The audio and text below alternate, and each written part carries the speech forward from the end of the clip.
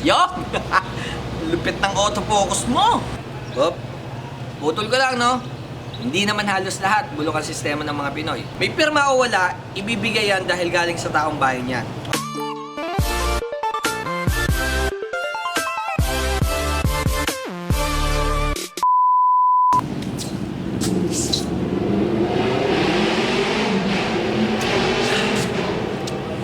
Yo, check mga kanok paputok.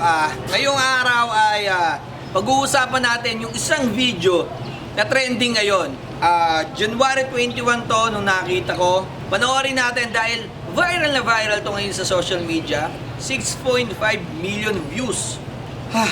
Panoorin nyo muna yung video bago tayo mag-usap. Ito yun.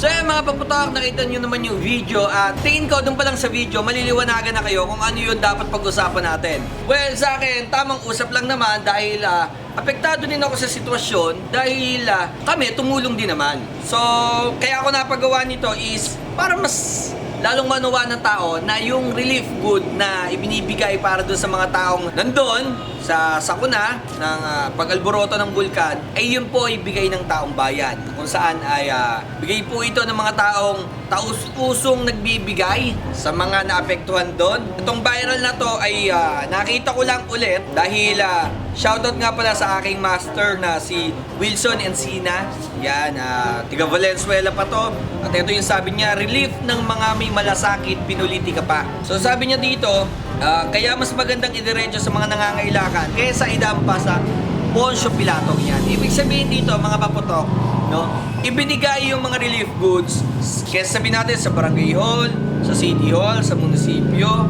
Well, ako hindi ako against kung nagbibigay kayo doon. So, basa lang muna tayo, no? Nakita ko din sa Rapid Tulfo supporters, grabe naman, pinahirapan nyo pa ang mga tao na parang nanglilimos para lang makatanggap ng relief goods. Mapapansin nyo naman talaga na yung babae pa lang, no? Sorry po ha.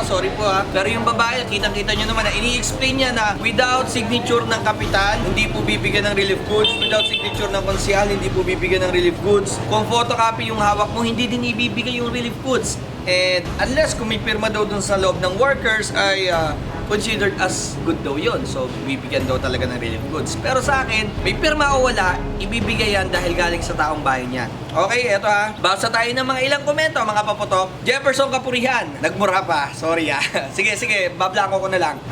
Tut, hindi sa inyo yung galing. Kukurakutin nyo lang yan. Tibay ng mga mukha nyo. Sabi ni Jefferson Kapurihan. Sabi naman ni Rochelle Paison Elsenike, hoy, pag ikay pumunta dito sa Laguna ng babae ka, kakalbuhin kita. Sabi naman dito ni Joshua Ganikay. Ito si Joshua Ganikay, kumpare ko to. Yan ang sistemang bulok. Hindi naman yan galing sa bulsa ng kapitan. Ba't kailangan pang papirmahan? Ipamahagi nyo yung mga nangangailangan ng walang halong pamumulitika.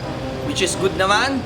Sorry sa mga natatamaan pero ang mahirap kasi dito kung minsan may mga maling gawa ang mga nasa baba na hindi alam ng kapitan, hindi alam ng konsyal.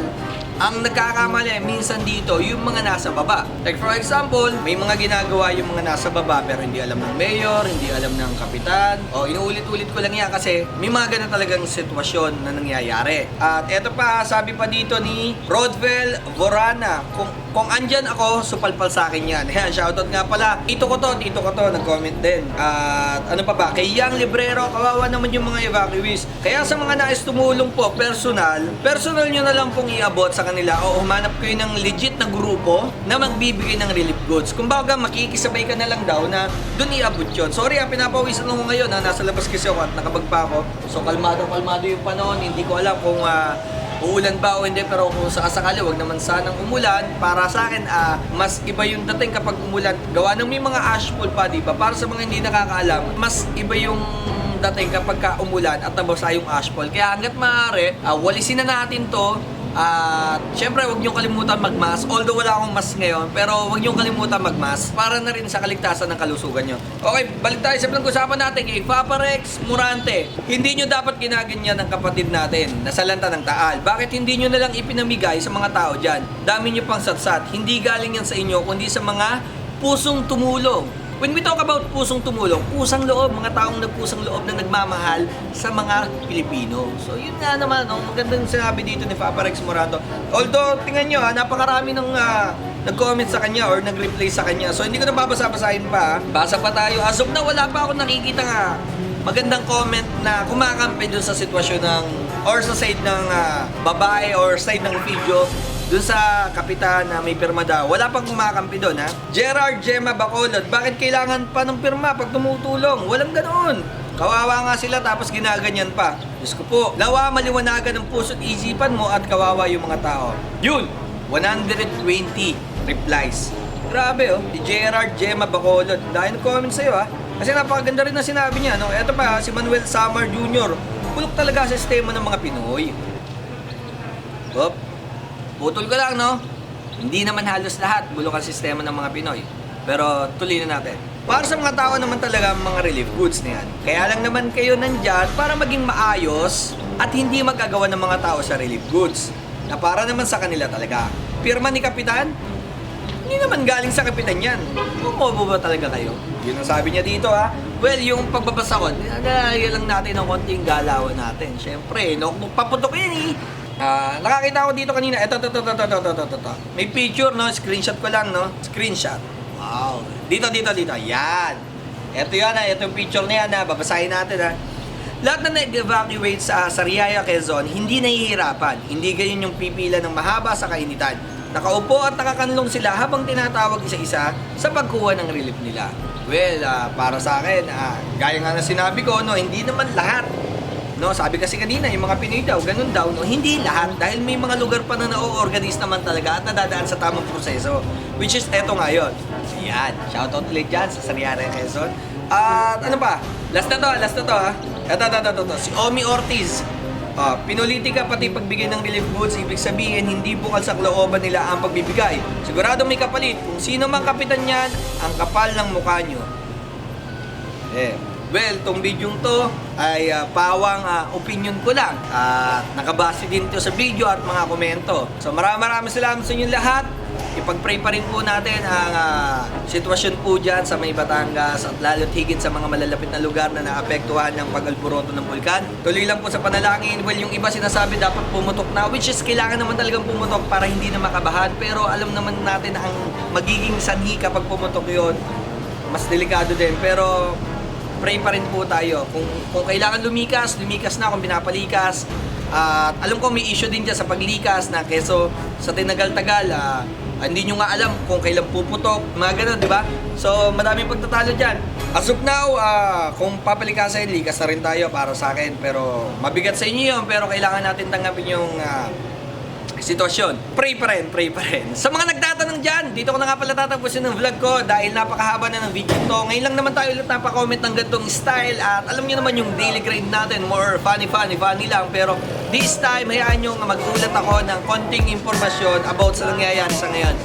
Sa mga nagtatanong dyan kung lagi ako makapag-vlog, hindi ko pa magagawa din may trabaho po ako. Once again, ako nga pala si Nok ng Papatok na lagi nagsasabing, take care! Just be care! Bye guys! Bye pa! Kapayapaan! Meg! Namimiss na kita, mag-vlog ka na. Teka, sa shoutout pala ako. Yo!